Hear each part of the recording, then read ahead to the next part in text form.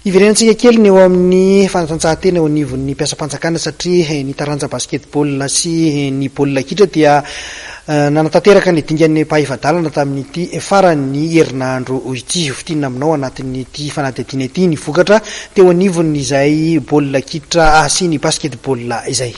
Teo amin'ny lalao eo anivon'ny mpiasam-panjakana ihany koa dia tanterahana tamin'ity faran'ny herinandro ity ny dingan'ny mpahavadalana tamin'ny fifaninanana ka ho an'ny taranja baolina kitra ho an'ny sokajy jeune dia toy izao ny vokatra tamin'izany. Ny DGB dia nandresy ny MGS tamin'isa 5-4.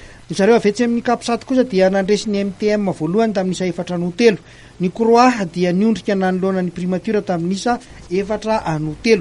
Zay ny teo amin'ny sokajy jeune fa ho amin'ny sokajy mixta kosa indray dia ny men nandresy ny MEFF tamin'isa 3-1. Ny MCRI dia nandresy ny MRPS tamin'isa 2-1 ary ny MPAE dia nandresy ny MPTDN tamin'isa 4-2. Ho an'ny sokajy veteran kosa indray dia ny MSP dia nandresy ny MFB tamin'isa 4-1. Ny primature nandresy ny justice tamin'isa 2-2. Teo amin'ny sokajy veteran tetsy amin'ny kianjan'ny Mazorifo kosa indray dia ny MDN nandresy ny justice tamin'isa 3-2. Ny MFB nandresy ny santé tamin'isa 4-2 ary ny MPTDN dia niondrika nanoloana ny Medepat tamin'isa 2-1 ary ny Université Antananarivo nandresy ny PRM tamin'isa 3-2.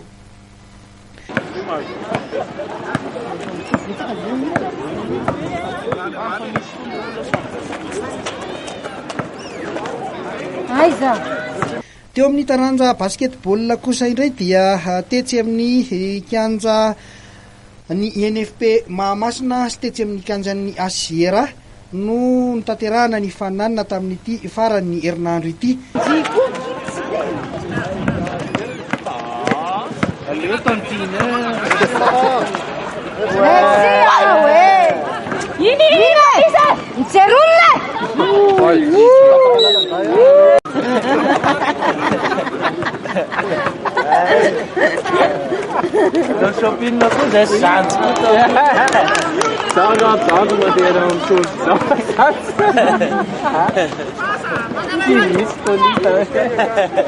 Ho an'ny sokajy vehivavy ary teo amin'izay dingan'ny mpahavadalana izay teto amin'ny kianjan'ny Asiera dia ny MFB dia niondrika nanoloana ny Asiera tamin'isa 1-7-20 ary ministeran'ny santé nandresy ny NFA tamin'isa 1-7-7. Ity arahantsika amin'ny sary ity izany lalao nirotota izany ka ny ministeran'ny santé manao fotsy, ny NFA manao akanjo mena ary ny MPAE dia nandresy ny MPMP tamin'isa 5-7. Ny mid nandresy ny MDN tamin'isa 2-20.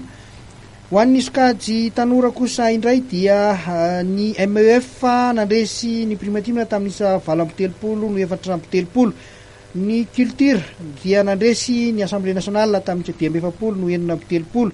Ny PRM dia niondrika nanoloana ny Université Antananarivo tamin'isa 9-20 no 5-7 ary ny MPAE dia nandresy ny mid tamin'isa 4-20 no 9-15.